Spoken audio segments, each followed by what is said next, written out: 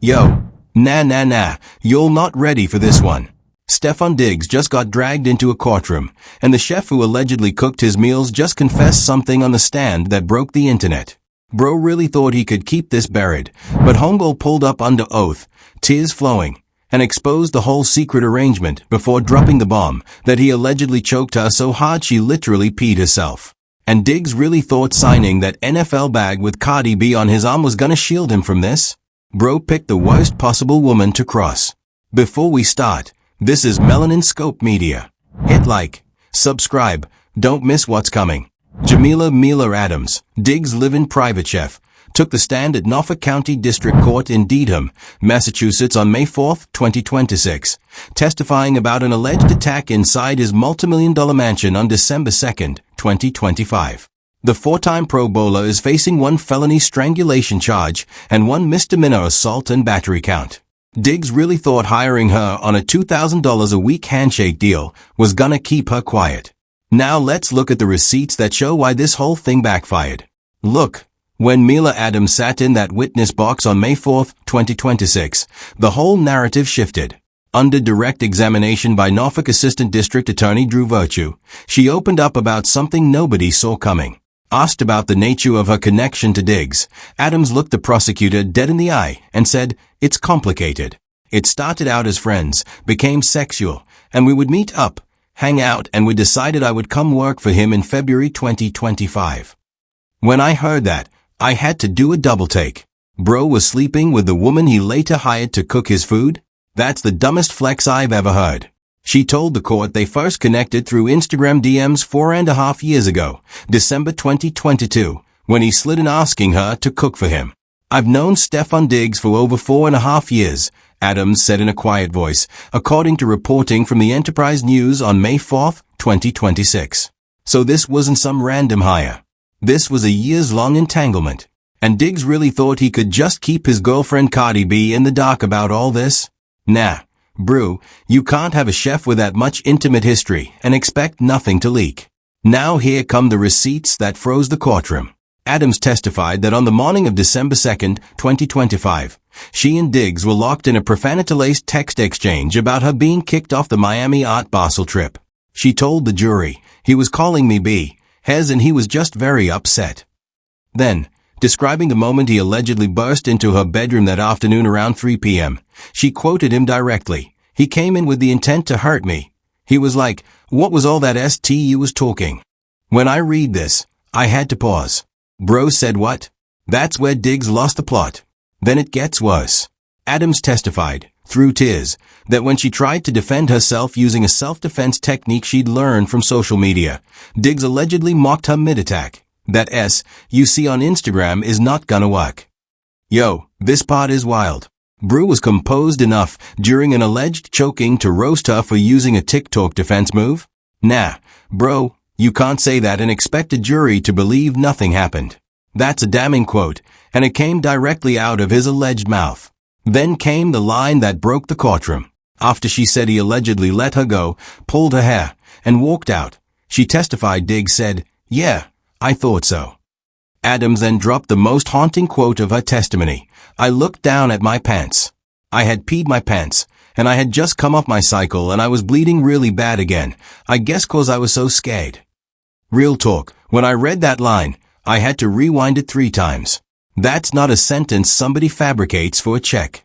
Diggs' defense attorney Andrew Kettlewell came swinging in his opening statement, telling the jury, the assault that the Commonwealth described in their opening statement never happened. It did not happen. He went on, there was no strangulation. There was no assault. There was no incident on December 2nd or any other day. Bro, that's a bold denial when your client's chef just described being unable to breathe.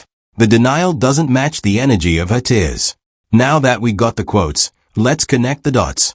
Here's the timeline nobody's putting together. Adams and Diggs first slid into each other's DMs in December 2022. They became sexually involved before any business arrangement existed. Then in February 2025, 3 years deep into a personal entanglement, she officially became his live-in chef at $2,000 a week. That's not a hiring decision. That's a relationship transitioning into a payroll situation. And Diggs really thought blurring those lines wouldn't blow up in his face? That's terrible judgment, brew. Now here's the part that exposes the strategy. The alleged choking happened December 2nd, 2025. But Adams didn't go to Dedham police until December 16th, exactly 14 days later. Why the gap? That interview from earlier? Adams explained on the stand it took her that long because the day after the alleged assault, somebody from Diggs' camp brought her an NDA. Connect those dots. The NDA arrived before the police report.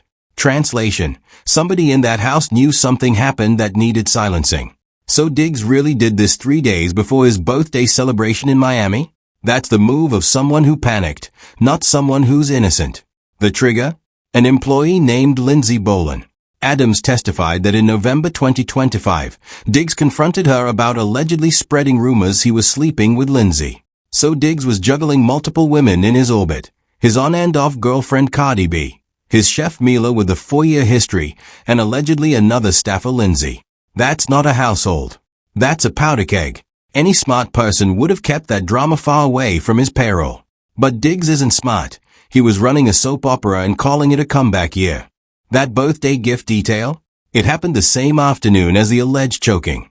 Within hours of the incident, Adams was handing Diggs a wrapped present before her Uber to Logan Airport. Why?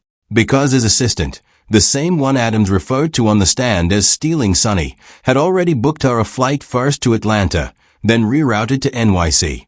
The infrastructure to remove her from the house was activated immediately. So, opposition really thought nobody would notice that timeline? The clock doesn't lie. But here's where it gets even more interesting. Now check this out. Nobody's talking about this specific phrase. That line, "Yeah, I thought so." Those 4 words? That's a hidden tell of a power dynamic. People who say "I thought so" after a confrontation are signaling dominance, not surprise. It's the verbal equivalent of a victory lap. That's not what an innocent man says walking out of a bedroom. That's what someone who believes he just won says. And Diggs really didn't think anyone would catch that? That's embarrassing detective work on his part. Now zoom into the word work in his alleged threat. That S you see on Instagram is not gonna work. He didn't say stop. He didn't say calm down. He used the word work, meaning he was specifically responding to her defensive tactic. This means he had to be applying force at that exact moment for her to be deploying a countermove. You can't mock a defense move that isn't actively being used. The grammar itself confirms an active grip. If a opposition had half a brain, he would have coached his lawyer around this before that quote hit the public record. Now examine the elbow detail. Adams didn't say "hands around my throat." She specified, "the crook of his elbow around my neck." That's a forensic level distinction. The crook of the elbow technique is a vascular restraint, a chokehold designed to cut off blood flow, not air alone. That's not a random panic grab. That's a trained move. Where would a 6-foot-tall NFL receiver learn that? Combine sports plus a man who's twice her body weight plus a deliberate vascular restraint, and you've got a level of intent that wordless rage doesn't produce. Bro thought saying "it never happened" was gonna erase the anatomical specificity? Nah, that detail is a signature. And here's the gesture pattern nobody's analyzing. Adams testified she physically demonstrated the move on the stand, hand against her own cheek, body shaking. The defense pointed to videos of her smiling and dancing in NYC the next day as proof she wasn't traumatized. But that's the oldest trick in the abuse denial playbook. Trauma response doesn't follow a Hollywood script. People dissociate, perform, mask. Opposition thought catching her in a happy moment was the gotcha, but real trauma psychology says otherwise. That's the problem with Diggs. He doesn't read between the lines. Now let's see how the media covered this. The New York Post framed this as a sympathy story, emphasizing the tears, the broken composure, the human cost. ESPN, on the other hand, leaned hard into the legal procedure angle, framing it as a he said she said with no medical records or photos. 2 outlets, 2 different lenses, 1 defendant. Court TV went the most balanced route, framing it as 2 very different pictures, giving real weight to defense attorney Andrew Kettlewell's seething chef theory while still presenting Adams' tearful testimony in full. Their framing essentially gave the jury and viewers the choice. Boston Herald leaned into the inconsistencies, framing Adams as a witness who had to be reminded several times to only answer the questions she was being asked. That's a subtle dig at her credibility wrapped in courtroom procedural language. Now here's the counter-narrative the defense is pushing hard. Adams is a financial opportunist. Kettlewell told the jury Adams demanded $19,000 the day after charges were filed and that the number kept climbing. She was furious and she wanted Mr. Diggs to pay in every sense of that word, he said. Some Diggs fans are running with this, saying she's a clout chaser cooking up a story for a check. But here's why that doesn't hold up. Remember the NDA timeline we talked about? You don't draft an NDA for someone who's faking. You draft an NDA for someone who knows something real. The defense is trying to spin she asked for money as proof of fraud, but it's actually consistent with somebody who was wronged and asked for what she felt was owed before going public. Diggs supporters are reaching trying to defend this. The receipts don't lie. But here's what nobody is saying. Mainstream media wants you to think this is just another celebrity domestic case. ESPN's framing it as a legal proceeding. The Post's framing it as a victim's story. Court TV's framing it as a fair fight. Here's what they won't tell you. This isn't a chef vs. athlete story. This is a controlled ecosystem story, and Diggs built the cage that's now closing on him. Look at what we know. A man with a $69 million NFL contract on his comeback year, with a globally famous girlfriend in Cardi B, builds a household where his chef is also a former sexual partner, where another staffer named Lindsay is allegedly a current sexual situation, and where his assistant, the one Adams called Stealing Sonny, was allegedly under investigation for stealing watches. That's not a household. That's a hostage negotiation waiting to detonate. Diggs is a puppet of his own ego, and the structure he built is pulling his strings. Here's the angle nobody wants to touch. NFL teams know about these arrangements. They know the entourages. They know the off-the-book staff. The Patriots signed Diggs to a 3-year, $69 million deal in 2025 and released him in March 2026, weeks after the criminal complaint became public. They didn't release him for performance. He led the team in receptions and yards. They released him because his off-field ecosystem had become a liability. The league needed a way out, and Adams' police report handed it to them. Remember that NDA we connected earlier? Here's the real reason it was offered. NDAs aren't drafted to silence small disputes. They are drafted when there's an entire pattern that needs containing. So why was Diggs' camp ready with NDA paperwork within days of the incident? Because somebody in that camp had drafted that template before. This wasn't a one-off response. This was an established protocol. And Diggs really thought she'd just sign and disappear like everyone else? That's the mistake of a man who's never met someone with nothing to lose. Here's the cultural read. Hip-hop and the NFL have spent decades letting wealthy black men build these closed-circuit households. Chef, assistant, security, hairdresser, friend, where every employee is also a confidant, sometimes a lover, always a witness. We saw this playbook with Diddy. We saw it with Master P.S. Organization. We saw versions of it in countless rap careers. Diggs is repeating the same mistakes that ended other men's careers. We've seen this before. Diggs is on the losing side of history. And the Cardi B layer? That's the cultural earthquake nobody's discussing yet. Cardi has fought publicly for Diggs throughout this saga. But Adams testified she and Cardi were CO planning outfits for Art Basel as recently as days before the alleged attack. That means Cardi was in the chef's text thread. Cardi was in the friendship loop. So when Adams says she was kept off the trip last minute, she's not just describing a payroll dispute. She's describing being cut out of a circle Cardi thought she was part of too. Cardi B has been running defense for a man who built a household designed to confuse her. Bro is playing checkers while the women around him are slowly playing chess. Here's the brutal part, and I'm not buying the she's just after money narrative for 1 second. Adams worked 13 years as a private chef before Diggs. She had a career.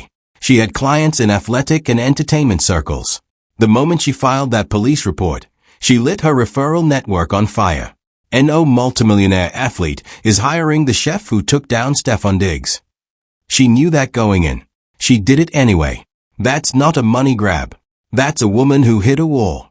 Diggs' whole defense is manufactured, and it's falling apart with every hour Adams spends on that stand. And that's the truth they won't tell you. This case isn't about December 2nd. It's about an entire system of celebrity-staff arrangements that the culture has tolerated for too long, and Diggs just became the test case. So what happens next? Mark my words, this trial is gonna reshape the conversation around NFL off-field accountability, whether the verdict goes guilty or not. Here's what's most likely to happen. When the prosecution finishes laying out the text message evidence, the NDA timeline, and Adams' return for cross-examination Tuesday, the defense's she's seething for money theory is gonna start cracking. Watch what happens when jurors weigh the absence of medical records against the presence of an NDA offered days after the incident. When that contradiction sinks in, Diggs is gonna look desperate trying to lean on technicalities. Even if he beats the felony strangulation charge, the misdemeanor assault and battery is gonna be hard to shake. He's gonna walk out of that courtroom either convicted or with his reputation permanently fractured. And either way, no NFL team's gonna touch him as a free agent before camp. The silence from NFL front offices is gonna hurt Diggs more than any diss track could. Now if Diggs does somehow beat both charges, and that's possible given the no photo, no medical record reality, watch how fast the civil court door swings open. Adams already told the jury about the $19,000 ask that escalated. That number is gonna look like pocket change compared to what a civil suit could pull. Bro is not ready for what's coming if she takes this seriously in civil court, where the burden of proof drops to more likely than not. We saw what civil court did to other figures who beat criminal charges. Diggs doesn't stand a chance of escaping unscathed if Adams pivots that direction. Looking at the bigger picture, this is gonna be the moment everyone remembers as when the NFL's tolerance for the closed household celebrity ecosystem started to crumble. 5 years from now, people will look back at this deed in courtroom as Diggs' biggest L, not because of the verdict, but because of what came out of that household onto the public record. The chef, the hairdresser, the stealing assistant, Lindsay, the NDA culture. Once it's all in transcript form, every team's legal department is gonna look at off-field staff arrangements differently. Diggs is watching the culture move on without him, and there's nothing he can do about it. And Cardi B? Watch her movements over the next 30 days. If she goes silent or makes any move that signals distance, that's the loudest statement she could make. When the woman who's been publicly defending him starts pulling back, you'll know the verdict the public has already reached. Whatever happens, one thing's clear. Stefon Diggs already lost. The chef stayed cooking long enough to serve him the dish he can't return. If you made it this far, you already know this is Melanin Scope Media, where we don't follow narratives, we break them. Hit like, subscribe, and stay locked in. Because what's coming next? Trust me, they don't want you to hear it.